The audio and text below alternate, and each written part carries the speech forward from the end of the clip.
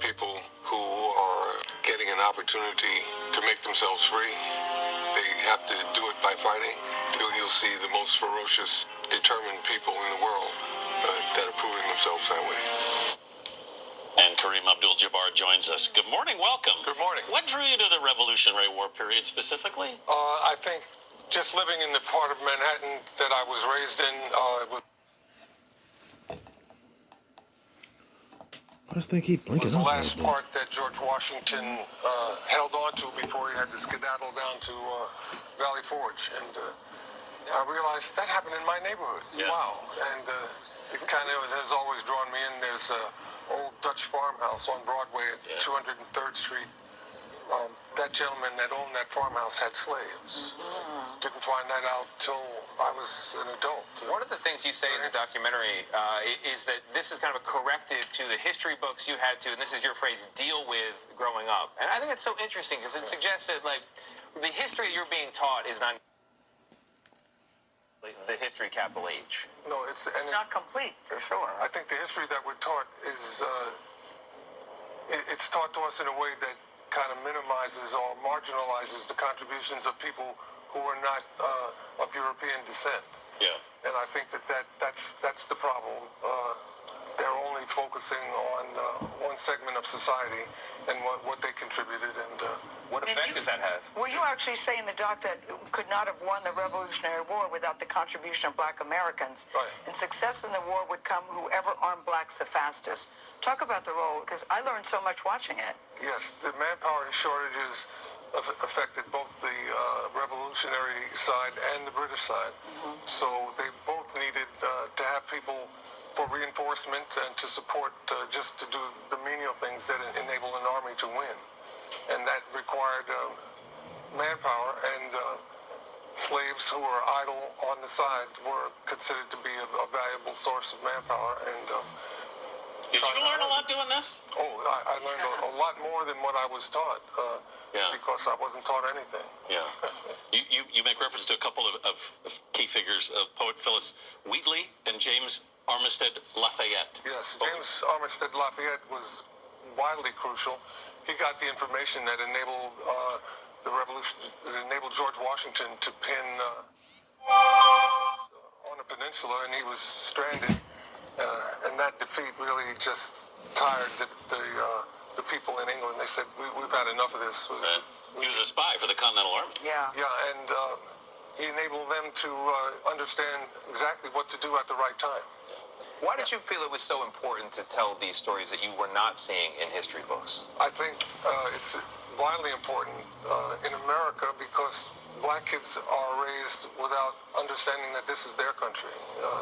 They think this country was established for people other than them, and that they are seen as marginal and of no use. And, Certainly marginalize and minimize. That's why I think this is so important. I like how you start the documentary. It says, a life is not important except for the impact it has on other lives.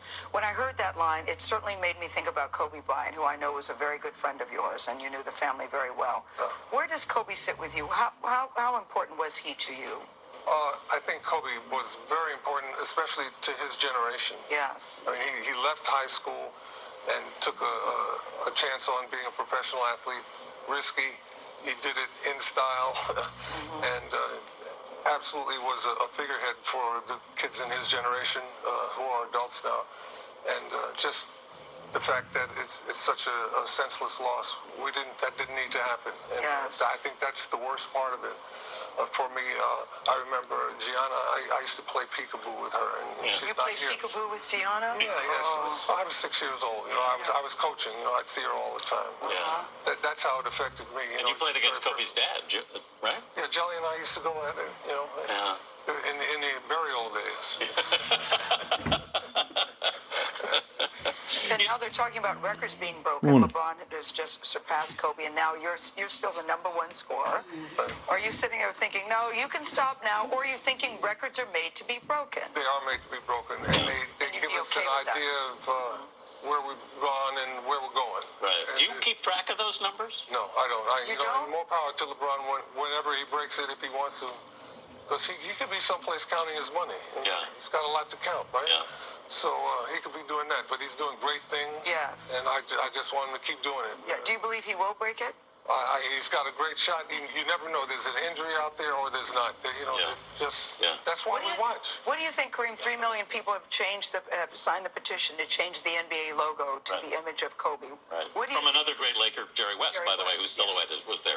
What do you think about that? I don't get into that because we need to remember Kobe in a lot of ways that people aren't talking about. The fact that he was interested in women's athletics and promoted that, I thought that was remarkable and totally unexpected from somebody in his position. Yeah, he was a big supporter of the WNBA, and they said if Kobe went, maybe he would make people see how great this game is and the talent that the women have. He was a high-profile NBA player sitting there on the sidelines cheering the women on because it mattered to him. And I think by encouraging women's athletics, we've really done a lot for the females in our country that have something to aspire to now. My granddaughter now is thinking about playing softball, and that's awesome. Yeah, it is awesome. Yeah. Great. All right, Kareem. Well, thank you very much. Thank you very much. And this is a series, I understand, that you and Deborah Morales, your co-producer, want to do this. I'm working with history, and we're going to be doing some other things. I have other ideas, and they've been open to it. Very nice working with the people at history. They're great people. Off to a good start. Yeah. All right. Thank you. Thanks, Very Kareem. much. And Black Patriots premieres February 19th on the History Channel, as you mentioned right now. Time for a check of your local weather.